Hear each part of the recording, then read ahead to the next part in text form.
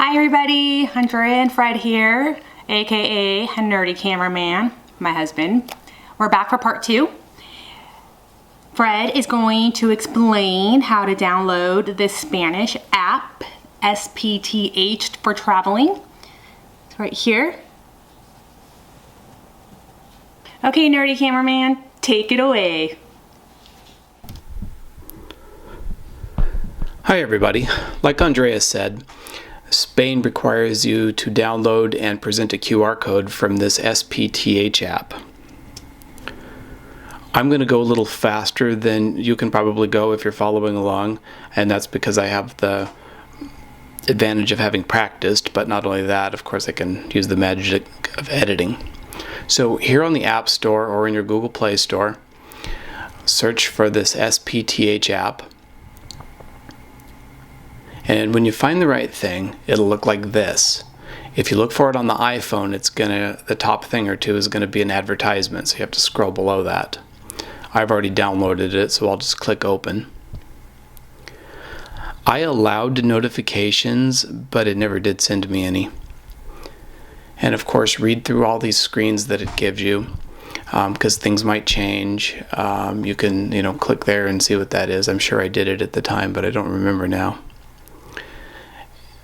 All persons entering Spain need to do this QR code, and what to do before you fill this out, pause the video if you're following along, get your flight details and your passport number, and maybe even what address you're going to be at in Spain. Read whatever you want to here, and then on the lower left of that last screen, you click to start a form. And then at the top of this screen, international transit, what I think that means is if you're just stopping through Spain to go to a different country.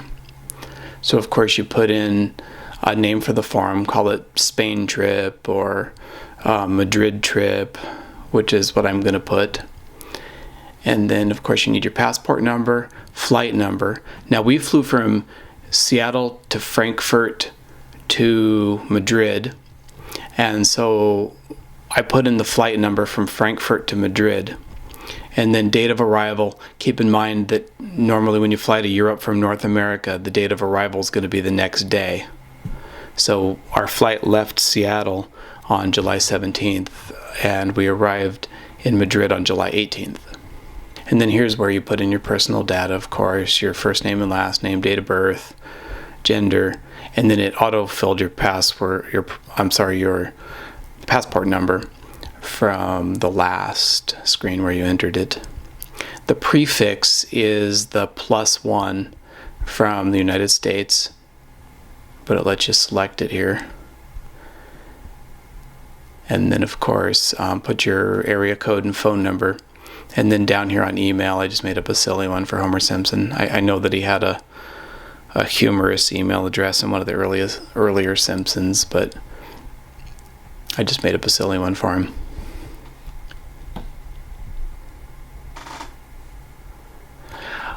Where it says floor, most Spaniards live in condos. I'm surprised that they made it a required field though, because not all Spaniards do.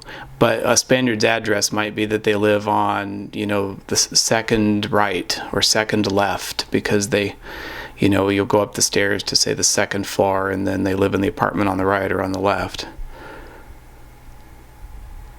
And then I'm putting Oregon here because Matt Groening revealed that he did base the Simpsons Springfield on the Oregon city, at least the name. We actually flew Lufthansa, but we shared, it was one of those share code things with United Airlines, and so we got a cheaper rate buying it off United, but it was actually Lufthansa flying it, which I'm glad about because I very much prefer that over United Airlines. Over here you might have to Google what region of Spain you're going to. If you're flying into Madrid, it is the Comunidad de Madrid, and then if you're flying into Barcelona, then it's Catalunya. And then of course you're going for tourism, and then we've only been in the United States for the last 14 days, so of course we're putting that. And then it asks you some of the usual COVID questions, and then when you hit continue and save, it gives you this grave warning that you cannot change your answers after this point. And then The bottom part is for if you're filling this out on behalf of a minor. And then form successfully completed. You click close, and then it shows you your QR code. But here's where you find it later. You go back to your main screen, and then you can see the top one was where I did a practice one, and instead of where I was supposed to put a trip name, I actually put Homer's name. But on that very first screen, you don't put your own name. You put like Madrid trip or Barcelona trip, and that's where you find it. You can click on that on the My Trips, and then you click on the trip you want when you're coming out of the airport, and then it'll show you this QR code, and then they scan it, and they never again asked me for it. I actually thought that maybe getting on the plane, they would want to scan it to see that we were leaving Spain so that their health department would know.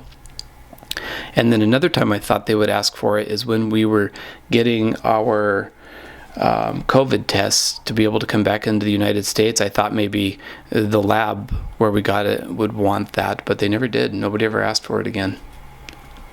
So that's it. If you have any questions, please let us know in the comments. And I know Andrea is going to say this again in a moment, but if you liked this video, click like and subscribe if you haven't already. Thank you. If anything has changed, please let us know. If you have any suggestions, please let us know. Like and subscribe.